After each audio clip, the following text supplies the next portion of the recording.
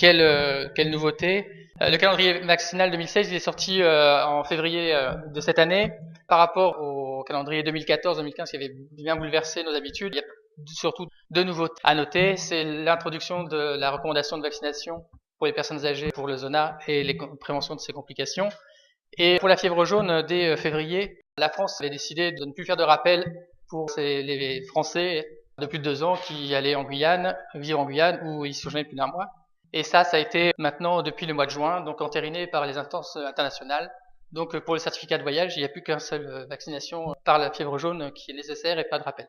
Il y avait aussi dans le BEH d'avril le rappel des instances de santé qui ont pris 4 axes d'intervention par rapport à la vaccination devant l'importance de la méfiance et de la démotivation par rapport à la vaccination en France.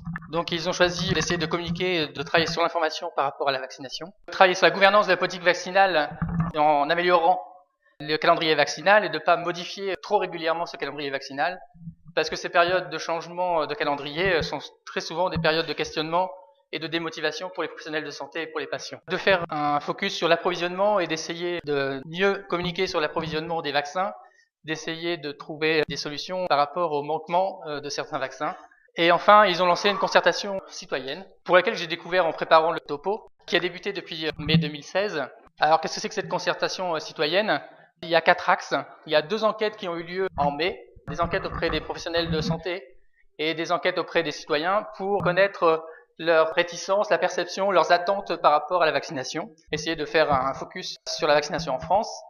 Il y a 2 groupes de travail qui ont été tirés au sort parmi des citoyens et un groupe de travail avec des professionnels de santé qui réfléchissent sur les mêmes questions et qui se sont réunis en juillet pendant 3 jours. Un espace participatif où la parole est libre sur Internet. Et cet espace participatif a débuté le 16 septembre jusqu'au 13 octobre. Tous les commentaires et toutes les remarques des citoyens devraient être pris en compte par le Conseil de la vaccination. Donc aujourd'hui, il y a près de 10 000 concertations citoyennes qui ont été recueillies sur ce site. Exactement 9 414 aujourd'hui. Il est prévu une restitution et une journée publique avec des conseils concrets et des actions concrètes en fin d'année. Je ne vais pas vous faire l'affront de vous rappeler le calendrier vaccinal depuis 2014, vous le connaissez par cœur. Je voulais juste m'intéresser au problème du rattrapage de la vaccination par diphtérie, tétanos, polio à 6 ans. Les recommandations sont de vacciner avec une dose normale de diphtérie et de coqueluche, qui est signifiée par le grand D et le grand C. Donc c'est-à-dire un Forix Tetra ou Tetravac, donc à l'âge de 6 ans.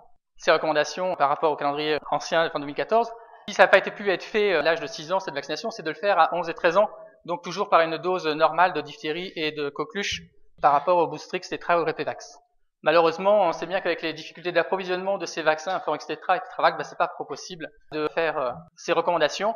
Et a priori, ça ne change pas la modification du recul du rappel de 16 ans à 25 ans. Il arrive qu'on arrive à avoir des Inforix Tetra ou Tetravac.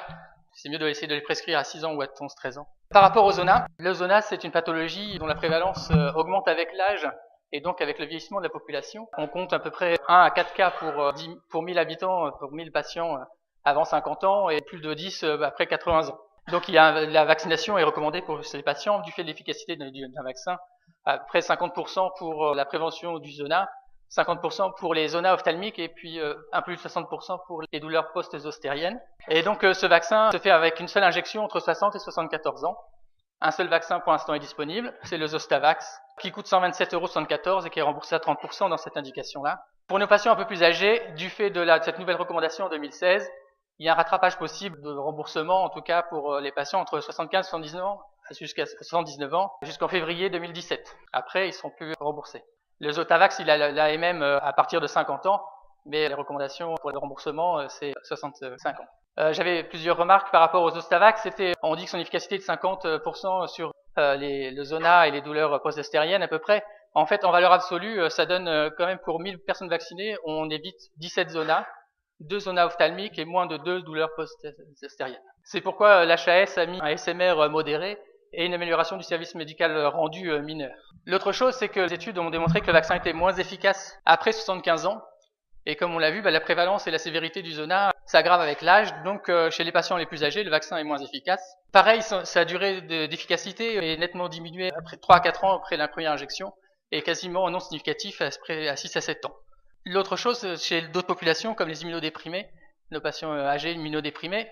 Ce vaccin est contre-indiqué puisque c'est un vaccin vivant atténué. Et donc, pour cette population qui est aussi plus à risque de développer un zona et des complications, on ne veut pas les vacciner. Il y a une contre-indication de vaccination simultanée avec le pneumo 23 qui diminue l'efficacité du Zostavax. Il y a l'étude des nouveaux vaccins qui ne sont pas des vaccins vivants atténués, mais des vaccins avec des adjuvants et des glycoprotéines qui pourront peut-être régler ces problèmes dans l'avenir, mais qui ne sont pas encore commercialisés pour l'instant. Enfin, depuis 2014, il y a des recommandations qui est proposées au niveau du pneumocoque et la prévention des infections invasives à pneumocoque chez nos patients immunodéprimés et fragiles. Ces recommandations sont changées, on le voit de plus en plus sur les prescriptions de nos confrères spécialistes d'organes, et donc je voulais revenir dessus. Donc chez les immunodéprimés, qu'ils soient acquises ou congénitales, donc les acquises, notamment, il y a tout ce qui est biothérapie, les chimiothérapies, la corticothérapie Péros à forte dose.